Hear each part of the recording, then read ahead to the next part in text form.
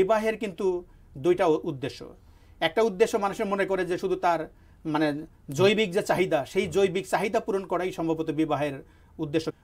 অন্য অমুসলিমরা অনেক দেশে দেখবেন পুরুষে পুরুষে বিবাহ করে, মেয়েতে মেয়েতে, যেটাকে আমরা সমকামিতা বলে থাকি। তাহলে এখানে কিন্তু মানুষের বংশধারা টিকে থাকবে না। যে পুঁজিবাদী অর্থনীতি, যেটা পুঁজিতান্ত্রিক অর্থনীতি, আপনি ক্যাপিটালিজম সম্বন্ধে জানতে চাইছেন? যে ইনশাআল্লাহ আমরা এটা আমরা যতটুকু জানি যে ধনীকে আরো ধনী করে, গরিবকে আরো গরিব করে। এটা সম্পর্কে ইসলাম কি বলে? এখন সরাসরি দেখবেন প্রশ্ন উত্তর ভিত্তিক অনুষ্ঠান ইসলামী সমাধান, সৌজন্যে NCC bank, powered by NCC ইসলামী। এনসিসি ব্যাংক কার্ডে এই রমজানে শপিং, ডাইনিং ও ট্রাভেলিং এ পাচ্ছেন আকর্ষণীয় ক্যাশব্যাক এবং সেভিংস অফার। এনসিসি ব্যাংক, আপনার সাথেই সব সময়।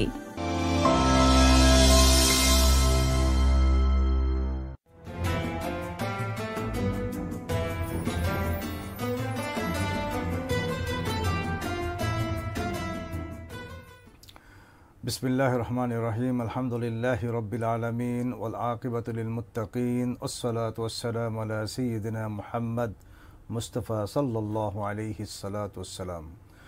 প্রিয় দর্শক, যারা বাসির টিভি দেখছেন সকলকে জানাচ্ছি আন্তরিক মোবারকবাদ। প্রিয় দর্শক, আল্লাহ তাআলা পবিত্র রমাদানে আমাদের জন্য কোরআন নাজিল করেছেন। আমরা যখন আল্লাহর কাছে বারবার চাচ্ছিলাম যে ইহদিনাস সিরাতাল মুস্তাকিম, প্রভু আমাদের তুমি সরল এবং সহজ পথ দেখাও, তখনই আল্লাহ তাআলা নাজিল করে বললেন জালিকাল কিতাব লা রাইবা ফি। এটা এমন একটি কিতাব যাতে কোনো সন্দেহ নেই, এবং এতে রয়েছে টোটাল মানব সমাজের জন্য, মানব জাতির জন্য হেদায়েতের আলোক বর্তিকা। প্রিয় দর্শক, এই কোরআন এমন একটি গ্রন্থ যাতে রয়েছে তামাম বিশ্বের সকল সমস্যার সমাধান, এবং এর সমাধান স্বয়ং আল্লাহ তাআলা দিয়েছেন পবিত্র কোরআনুল কারীমে নানা আয়াতের মাধ্যমে, নানা হুকুম আহকামের মাধ্যমে। মানব জীবনে যতগুলো সমস্যায় মানুষ বিপর্যস্ত হয়, অথবা মানুষ নিপতিত হয়, অথবা মানুষ ফেস করে এবং মোকাবেলা করে, তার মধ্যে সবচেয়ে বড় সমস্যা হচ্ছে অর্থনৈতিক সমস্যা। অর্থ ছাড়া আমাদের জীবন চলে না, এবং অর্থের একটা নীতিও থাকা উচিত। এই যে আমরা অর্থনীতির কথা বলি, এই অর্থনীতি নিয়ে যুগ যুগ ধরে বিশ্বের বিভিন্ন ধরনের স্কলাররা, প্রচলিত অর্থনীতিবিদগণ নানা সংজ্ঞা দিয়েছেন। ইসলামও সংজ্ঞা দিয়েছে এবং ইসলাম সলিউশন দিয়েছে। সেই সলিউশনটা অবশ্যই কোরআন এবং সুন্নাহ মোতাবেক। আমরা বলি এগুলো আল্লাহ মেড, এই সমস্ত বিধানগুলো আল্লাহ মেড, আল্লাহ নিজে দিয়েছেন, নিজে এর সমাধান দিয়েছেন। অপরদিকে ম্যানমেডগুলো মানুষ সমাধান দিয়েছে, যার কারণে এগুলো একটা লিমিটেশন আছে, এবং এগুলো কালোত্তীর্ণ কোনো আইন নয়। প্রিয় দর্শক, আজ আমরা এই বিষয়ের উপর আলোচনা করব, ইসলাম, অর্থনৈতিক ভারসাম্য ও রমাদান। আপনারা দেখছেন এনসিসি ব্যাংক নিবেদিত ইসলামী সমাধান, পাওয়ার্ড বাই এনসিসি ইসলামিক। প্রিয় দর্শক, আজকের এই বিষয়ের উপর আলোচনার জন্য আমাদের মাঝে এসে উপস্থিত হয়েছেন একজন সম্মানিত বিদগ্ধ আলোচক এবং বিশিষ্ট ব্যাংকার, জনাব মোহাম্মদ রহমতুল্লাহ খন্দকার। চলুন আমরা তার সাথে কথা বলি এবং আমরা তার মতামতগুলো শুনি, যে মতামতগুলো অবশ্যই আমাদেরকে সঠিক দিক নির্দেশনা দেবে ইসলামের অর্থনৈতিক ভারসাম্য এবং রমাদান এই বিষয়ের উপর। জনাব মোহাম্মদ রহমতুল্লাহ খন্দকার, ভালো আছেন? আলহামদুলিল্লাহ। আলহামদুলিল্লাহ। আপনাকে বাসির টিভির পক্ষ থেকে আন্তরিক ধন্যবাদ। জি, আমরা যে কথাগুলো আমাদের উপক্রমণিকায় আলোচনা করছিলাম, যে অর্থনীতি নিয়ে ইসলাম কি বলে এবং প্রচলিত অর্থনীতিবিদগণ কি বলে, এবং ইসলাম কিভাবে এই যে মতবাদ বলি বা এই যে বিধানাবলী, তার মধ্যে ভারসাম্য আনয়ন করে। জি, থ্যাংক ইউ। আপনাকে অনেক ধন্যবাদ, এবং দর্শক শ্রোতা বৃন্দকেও আন্তরিক অভিনন্দন ও রমাদানের শুভেচ্ছা। অত্যন্ত গুরুত্বপূর্ণ একটা বিষয় আপনি উত্থাপন করেছেন। এটা খুবই জরুরি, কারণ রাসূল সাল্লাল্লাহু আলাইহি ওয়াসাল্লাম বলেছেন যে তলাবু কাসবিল হালালে ফারিদাতুন বাদাল ফারিদা। এই যে নামাজ রোজার পরেই প্রথম যে ফরজ, সেটা হলো রিজেক অর্জন করা। তো আজকে আমরা একটা গুরুত্বপূর্ণ মাসে পৌঁছেছি। এখানে দুইটা বিষয়কে আমরা, একটা হলো সিয়াম এবং আরেকটা হলো ইকতেসাদ, অর্থনীতি। তাহলে দুইটা কিন্তু একটা বৈপরীত্য। সিয়াম হলো, এটা হলো ইবাদতের অংশ। ইবাদত হলো আল্লাহর সাথে মানুষের যে ডাইরেক্ট সম্পর্ক, এটা আমরা ইবাদত বলে থাকি।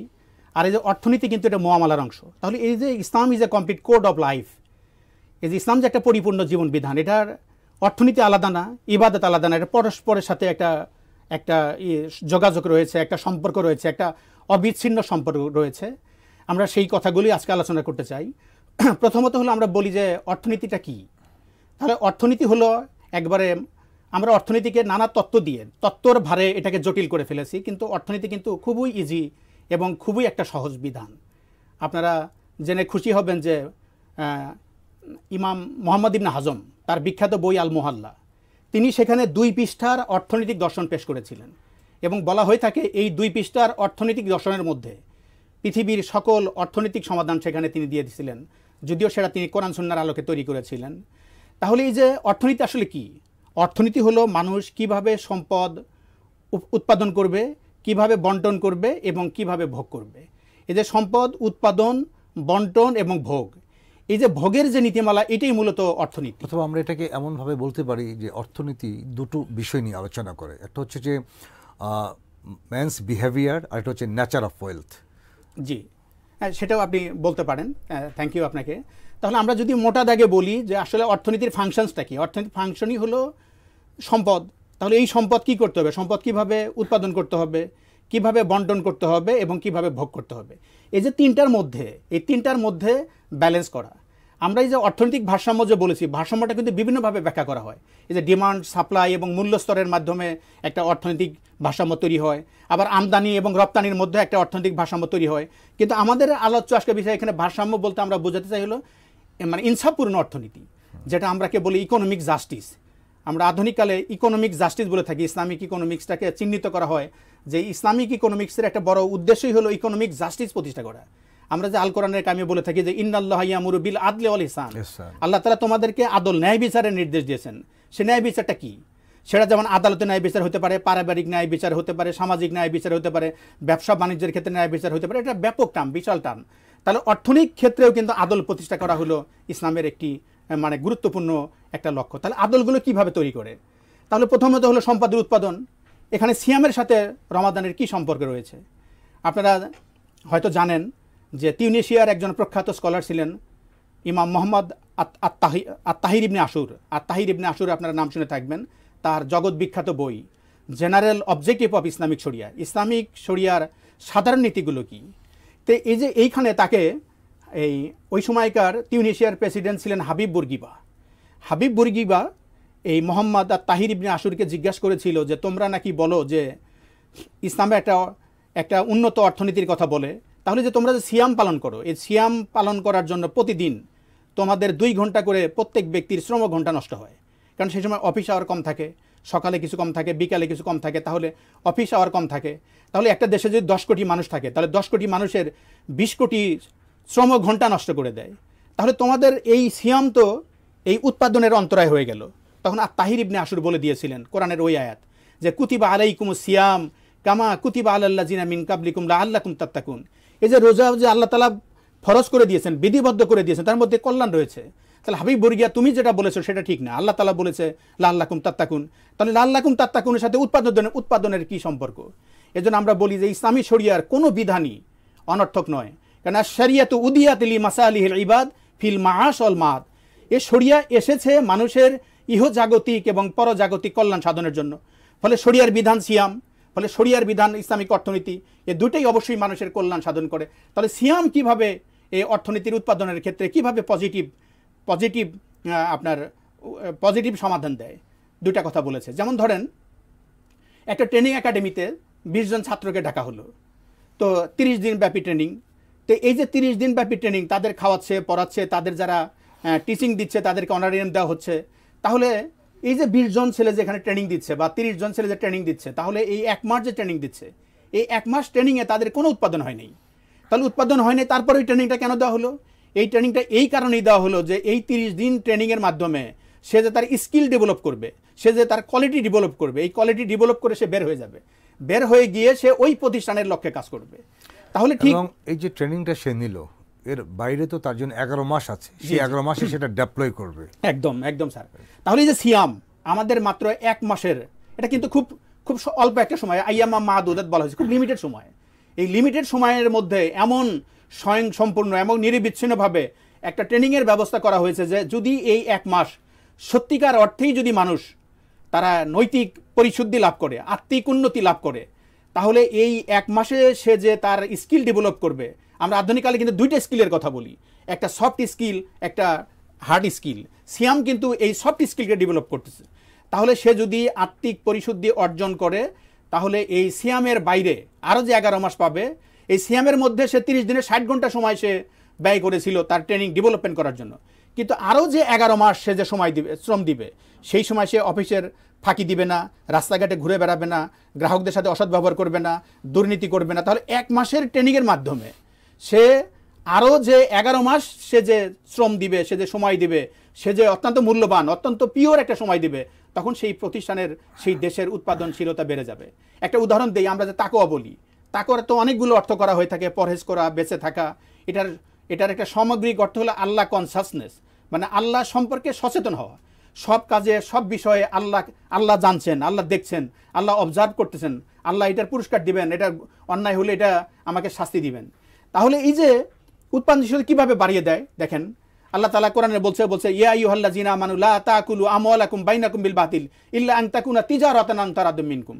তোমরা অন্যায়ভাবে একজন আরেকজনের সম্পদ আত্মসাৎ করো না, তবে যদি তা হয় ব্যবসা বাণিজ্যের মাধ্যমে।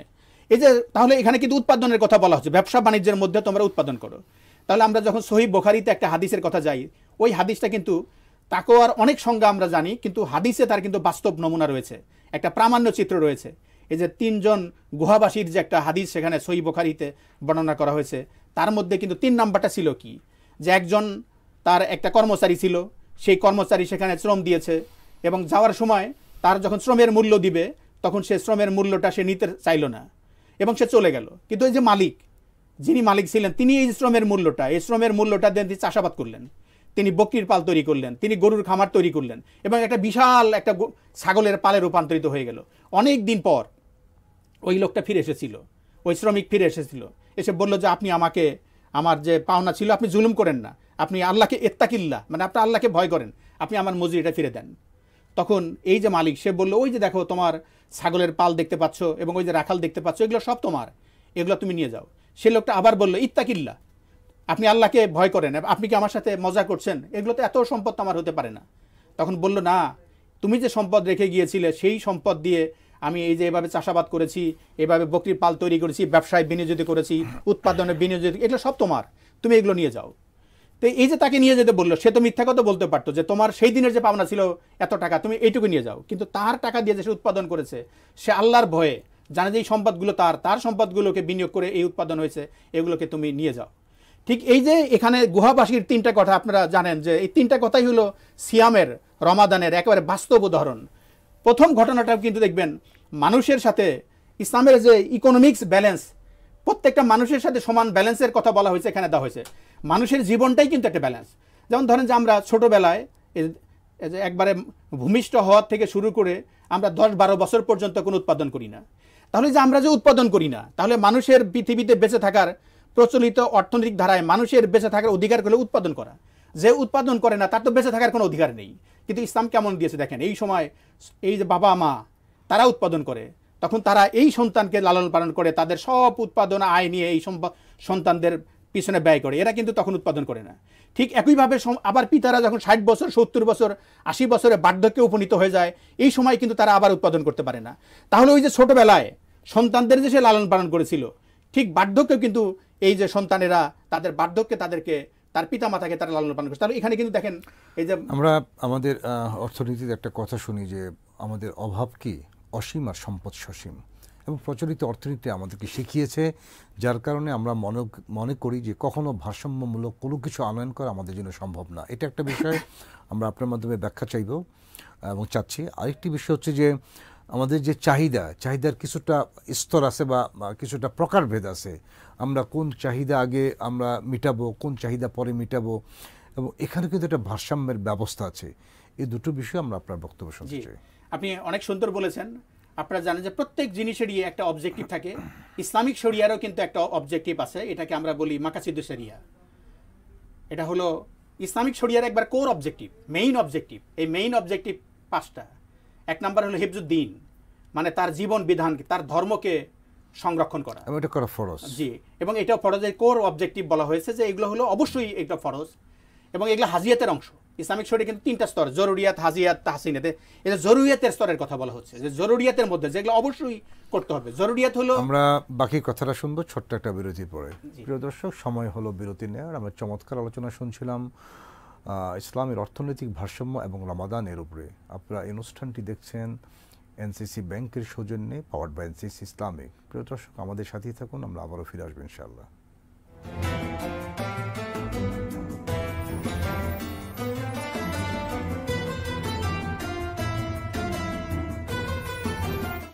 এনসিসি ব্যাংক কার্ডে এই রমজানে শপিং, ডাইনিং ও ট্রাভেলিং এ পাচ্ছেন আকর্ষণীয় ক্যাশব্যাক এবং সেভিংস অফার। এনসিসি ব্যাংক, আপনার সাথেই সব সময়। শরিয়া অনুশাসন মেনে বিজ্ঞ শরিয়া বোর্ডের নির্দেশনায় ও স্বতন্ত্র ব্যবস্থাপনায় গ্রাহকদের জন্য এনসিসি ইসলামিক ব্যাংকিং এর আকর্ষণীয় সেবাসমূহ রয়েছে। আধুনিক সকল সুবিধা, তাই শরিয়া মেনে ব্যাংকিং হবে সহজে ও নিশ্চিন্তে। এনসিসি ইসলামিক ব্যাংকিং এর সাথে। এনসিসি ব্যাংক, আপনার সাথেই সব সময়। বিশ্বজুড়ে বিস্তৃত নেটওয়ার্ক ও প্রয়োজনীয় আধুনিক সকল সুবিধা নিয়ে রেমিটেন্স সেবায় আপনার বিশ্বস্ত প্রতিনিধি এনসিসি ব্যাংক, আপনার সাথে সব সময়। বিশিষ্ট ইসলামী চিন্তাবিদ অধ্যাপক সোহেলা সোবহান রচিত গ্রন্থ দৈনন্দিন জীবনে কোরআনের ভূমিকা। গ্রন্থটি পাওয়া যাচ্ছে হাক্কানি পাবলিশার্সে। বিশিষ্ট ইসলামী চিন্তাবিদ অধ্যাপক সোহেলা সোবহান রচিত গ্রন্থ শান্তির প্রতীক নবীজি। গ্রন্থটি পাওয়া যাচ্ছে হাক্কানি পাবলিশার্সে।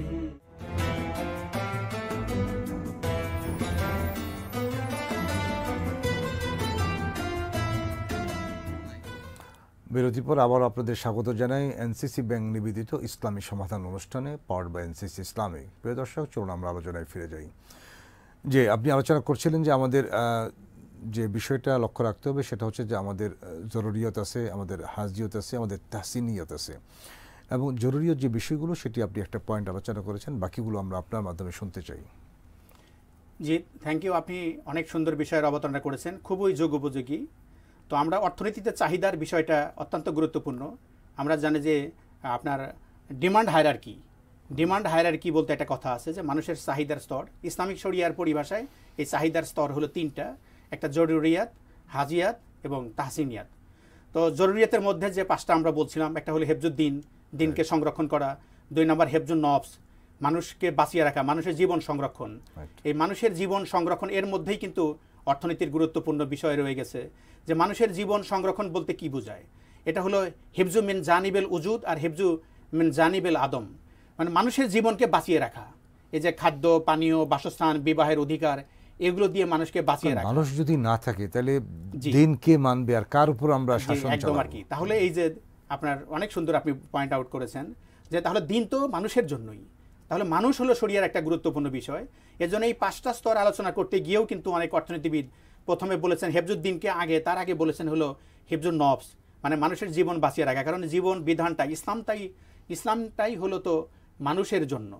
তাহলে যে মানুষের জীবনকে বাঁচিয়ে রাখতে হবে, তাকে খাদ্য, পানীয়, বাসস্থান, তাকে বিবাহের অধিকার। ইসলামে এই মৌলিক 5টা চাহিদার বাইরে আরেকটা চাহিদাকে দিয়েছে হলো তার মানে বৈবাহিক অধিকার, বিবাহ করার অধিকার।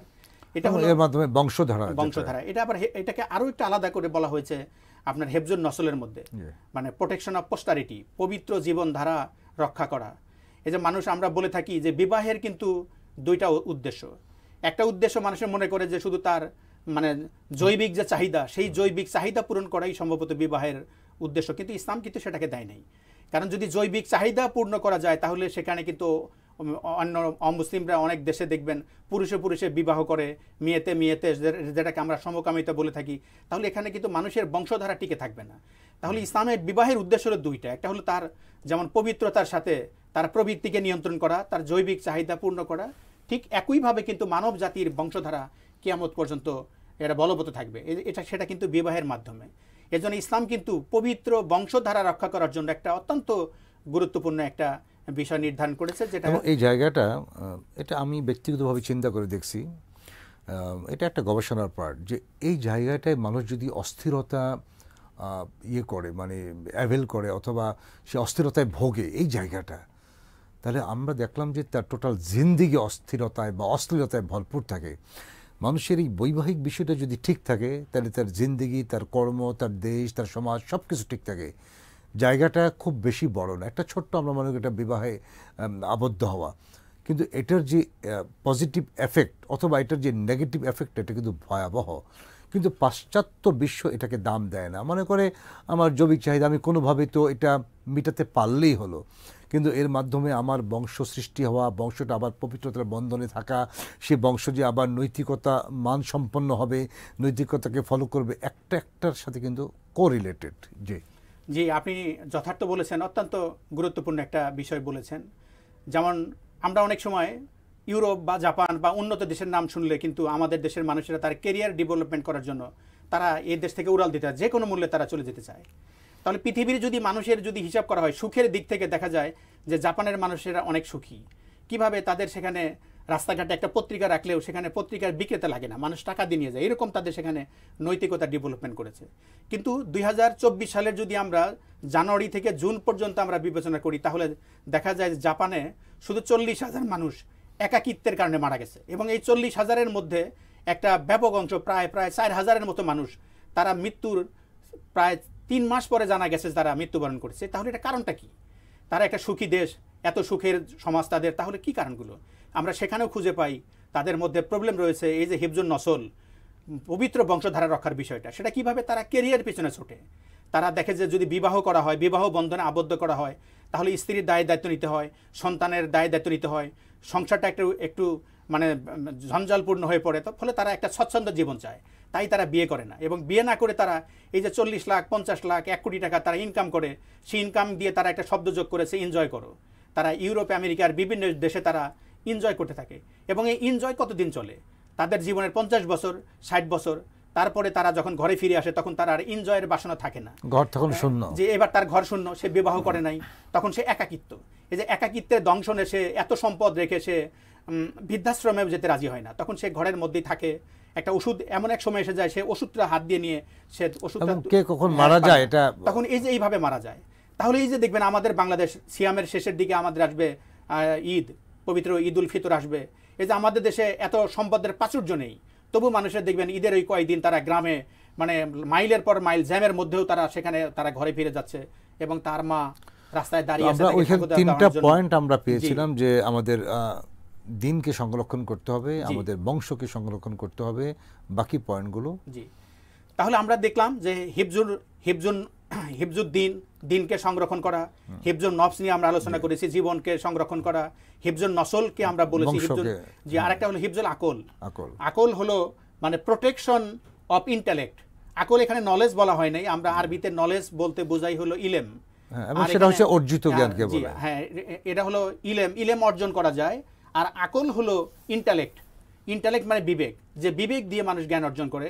শরিয়া এই মানুষের বিবেকটাকেও সংরক্ষণ করার জন্য গুরুত্ব দিয়েছে।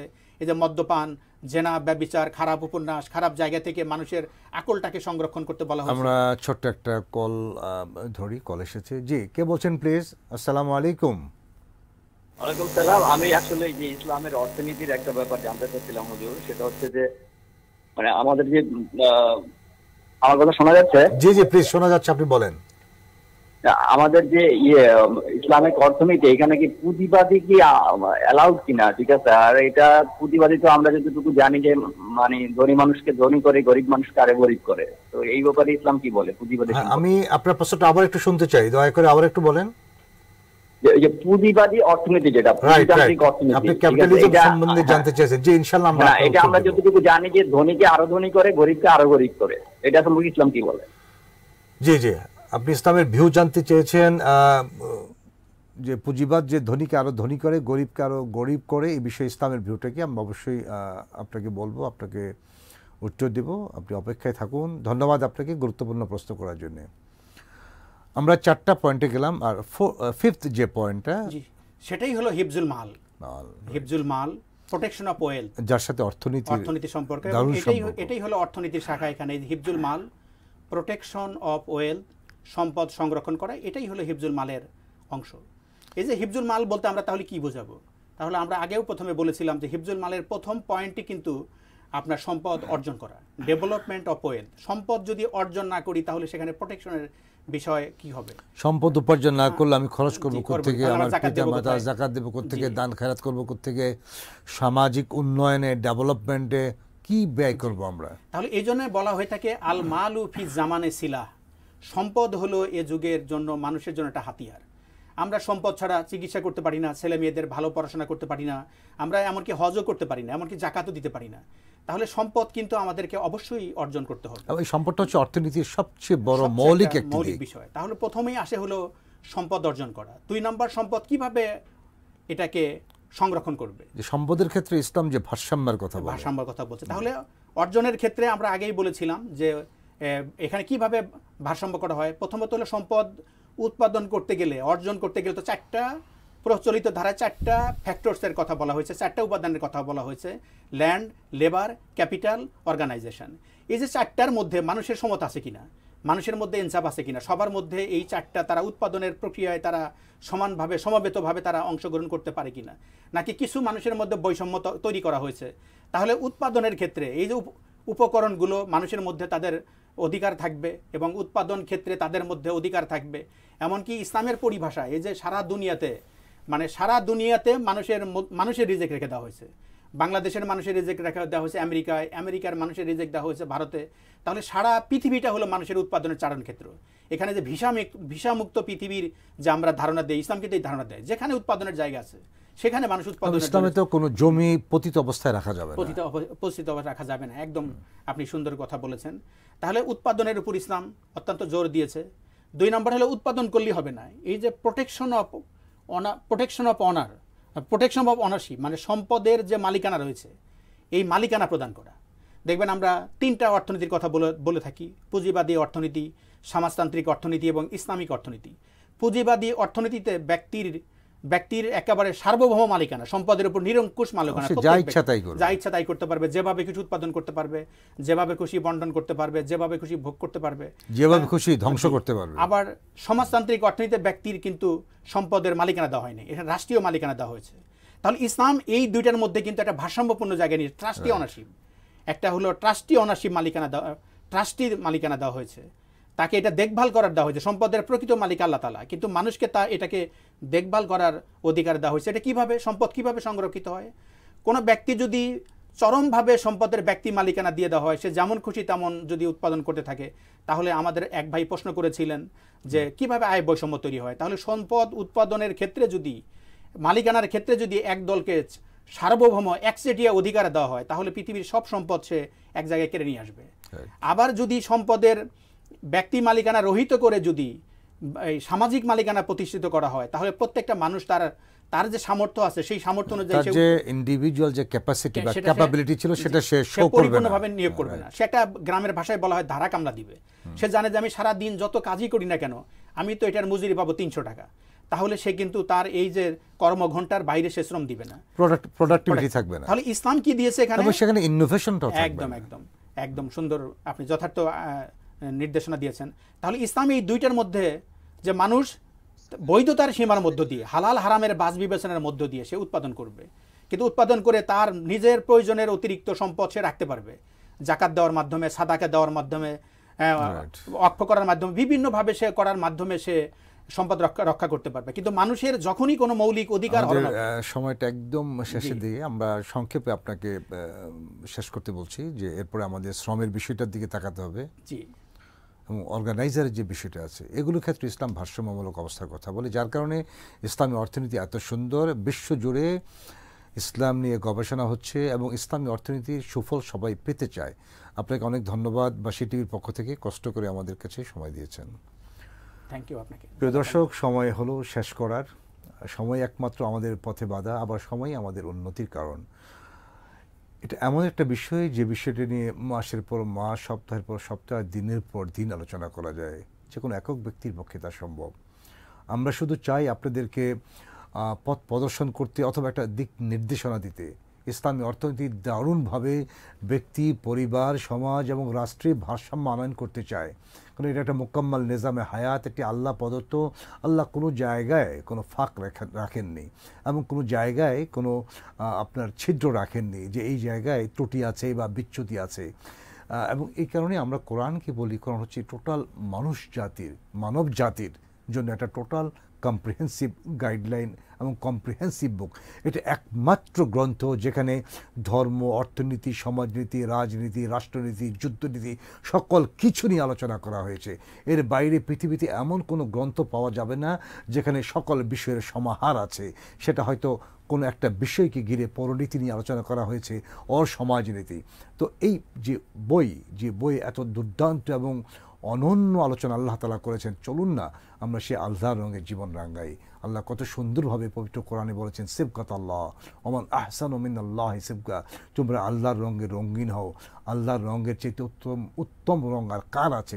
প্রিয় ভাইরা, প্রিয় দর্শকবৃন্দ, এই ধরনের রং অথবা এই ধরনের আবির মাখানো রং পৃথিবীর আর কেউ দিতে পারেনি। এটা ছিল এক ইনকিলাব যেটি আল্লাহ রাসূল নিয়ে এসেছেন, এবং এই ইনকিলাব, এই বিপ্লব, এর প্রতিটা বালুকণা আল্লাহ রাসূল ছড়িয়ে দিয়েছেন আল্লাহ তাআলার রহমতে দুনিয়ার করে করে, যার ফলে আজ আমরা মুসলমান। চলুন আমরা নিজকে মুসলমান ভাবি, মুসলমান হিসেবে গর্ব লাভ করি অথবা গর্বিত হই, এবং কোরআনকে আমরা নিংড়ে, কোরআনকে আমরা একদম, কোরআনের যে রসগুলো আছে সেটা একদম যাচাই করে নিংড়ে আমরা ধারণ করি, তবেই না আমাদের জীবন হবে সার্থক। প্রিয় দর্শক, আপনারা দেখছিলেন এনসিসি ব্যাংক নিবেদিত ইসলামী সমাধান, পাওয়ারড বাই এনসিসি ইসলামিক। আজ এ পর্যন্তই। কাল আবারও আপনাদের সামনে হাজির হব কোনো এক নতুন বিষয় নিয়ে, কোনো এক নতুন অতিথি নিয়ে। সে পর্যন্ত আপনারা ভালো থাকুন, সুস্থ থাকুন।